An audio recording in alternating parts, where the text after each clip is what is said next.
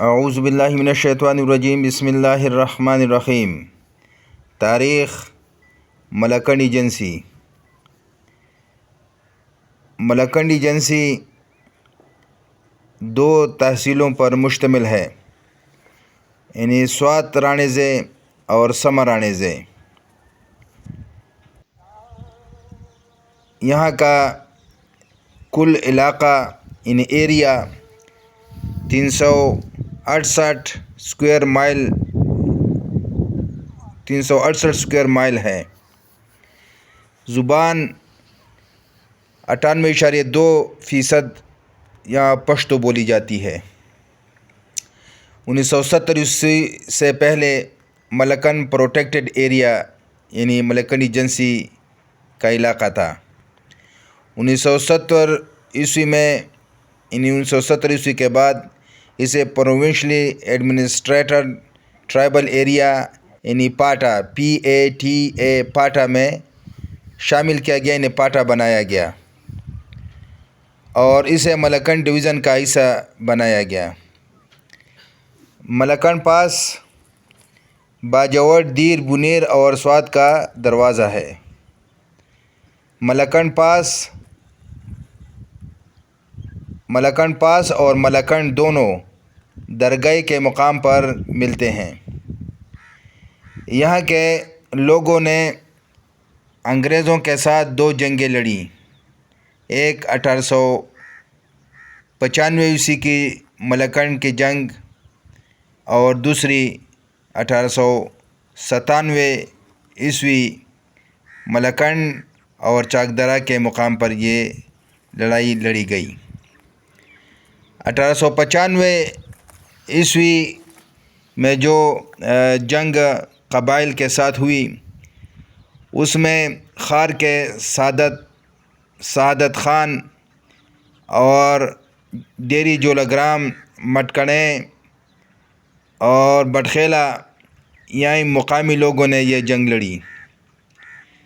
اس میں تانا کے لوگوں نے اس لیے نہیں لیا کہ تانا کے خوانین نے انگریزوں کے ساتھ ایک معاہدہ کیا اور اس معاہدے کی روح سے وہ 1895 کی اس جنگ سے وہ کنارہ کش تھے، انہوں نے حصہ نہیں لیا۔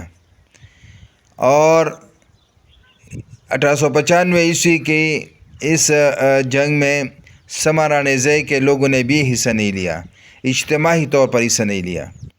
باقی انفرادی طور پر تمام لوگوں نے، اگر وہ سما رانیزے کے ہو، وہ تانے کے ہو یا سوات کے لوگ ہوں، وہ تنگی کے لوگ ہوں اور وہ دیر کے لوگ ہوں اور باجوڑ کے اور ساتھ ہی سوات رانیزے کے، تو تمام لوگوں نے اس میں حصہ لیا۔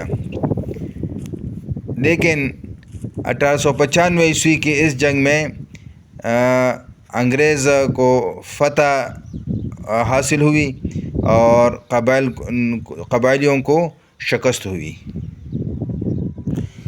ملکنڈ، سوات اور دیر کے علاقوں کی سیاسی نگرانی کے لیے 1895 میں اس ایجنسی کا قیام عمل میں لایا گیا۔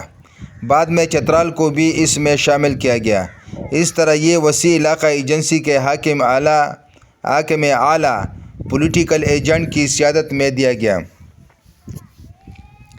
ابتداءً یہ ایجنسی براہ راست حکومت مرکزیہ ہند کے ماتحت رہی، لیکن 1901 میں جب صوبہ سرحد کا قیام عمل میں آیا تو اس جدید صوبہ کے چیف کمشنر کو، جو بعد میں گورنر سرحد کہلایا، گورنر جنرل کے ایجنٹ کی حیثیت سے نگران مقرر کر دیا گیا۔ قیام پاکستان کے بعد جب مغربی پاکستان کو وحدت کی شکل دے کر جدید 1 یونٹ حکومت مغربی پاکستان قائم کی گئی، تو ایجنسی گورنر مغربی پاکستان کی نگرانی میں دکھائی دینے لگی اور اس پر حکومت مرکزیہ کی وزارت امور ریاست ہائے، قبائلی علاقہ، اسٹیٹس اینڈ فرنٹیئر ریجنز کی سیادت قائم رہی۔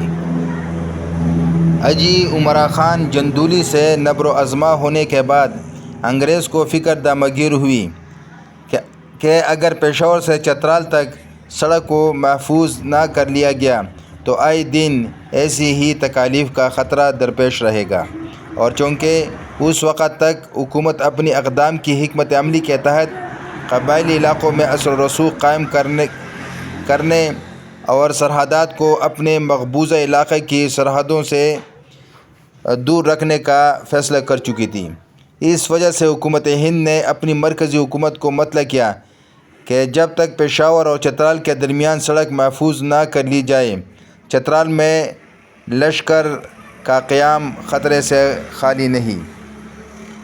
اس وقت انگلستان میں لارڈ روزبری کی وزارت برسر اقتدار تھی، اسے مروجہ اقدام کی حکمت عملی سے اتفاق نہ تھا، وہ قبائلی علاقہ میں مداخلت نہ چاہتی تھی، چنانچہ 13 جون 1895 کو اس وزارت نے انہوں نے لکھ دیا کہ فوجی لشکر یا انگریز کو چترال میں مقیم نہ رکھا جائے، چترال کی قلعہ بندی نہ ہو، پشاور اور چترال کے درمیانی سڑک تعمیر نہ کی جائے۔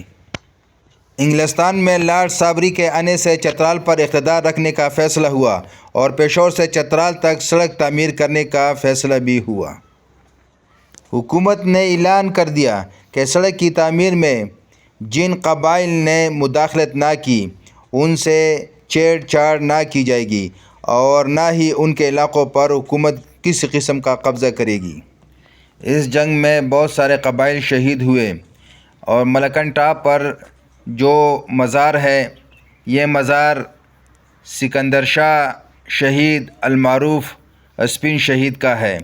یہ نمایاں مقام پر علمبردار تھے اور انگریز فوج کی گولہ باری سے سکندر شاہ المعروف اسپن شہید وہ شہید ہو گئے، اور نیچے جو قبر مبارک ہے وہ حضرت سید مولانا لال باز غازی شہید المعروف فقیر بابا جی صاحب کی قبر مبارک ہے، جو آبائی گاؤں گروتھے سے تعلق رکھتے ہیں۔